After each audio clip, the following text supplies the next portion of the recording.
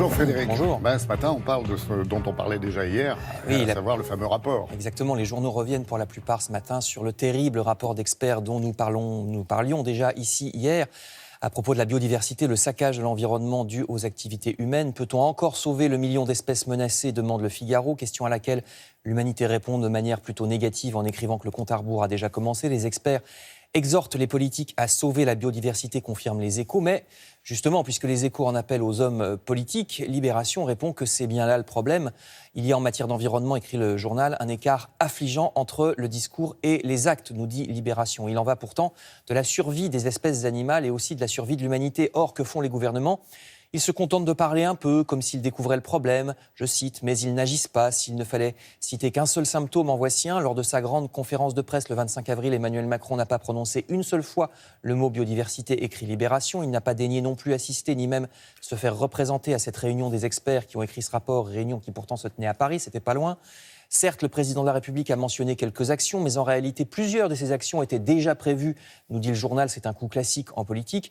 Et certes, également, Emmanuel Macron a déclaré qu'il faut changer notre système économique et notre manière de produire, sauf que ces actes disent le contraire. Le gouvernement tente, par exemple, actuellement, en toute discrétion, de réduire les pouvoirs du Conseil national de protection de la nature, dit cet article, et ce, au profit des projets industriels, projets qui pourraient saccager plus facilement les espèces protégées. Je cite toujours Libération. Et ce n'est qu'un exemple, puisqu'en France, en matière de zones naturelles, c'est l'équivalent d'un département entier qui disparaît tous les 10 ans, nous dit le journal.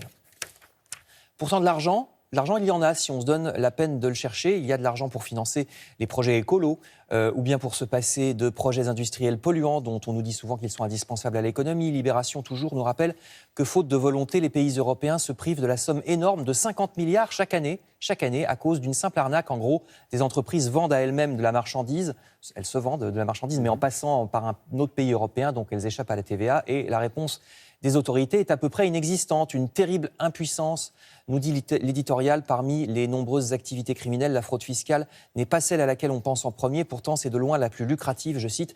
Alors les politiques sont-ils impuissants pour ce problème-là comme pour les autres ? Emmanuel Macron affirme, selon le Parisien aujourd'hui en France, qu'il veut faire de ses ministres de véritables chargés de projet, c'est-à-dire que les ministres devraient faire avancer des projets concrets et non pas produire à l'infini des textes de loi qui surchargent les fonctionnaires chargés de les rédiger et qui ne sont souvent pas appliqués.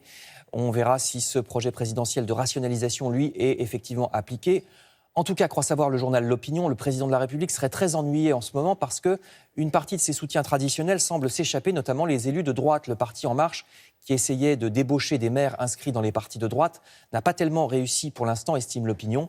Et puis je termine avec un autre exemple d'offensive politique qui semble ne pas fonctionner. Cette fois, c'est dans le Parisien. C'est un constat en demi-teinte que dresse le Parisien à propos de la liste communiste pour les européennes. Yann Brossa est salué par le journal. Le candidat de 39 ans est la bonne surprise de ce début de campagne, nous dit le Parisien.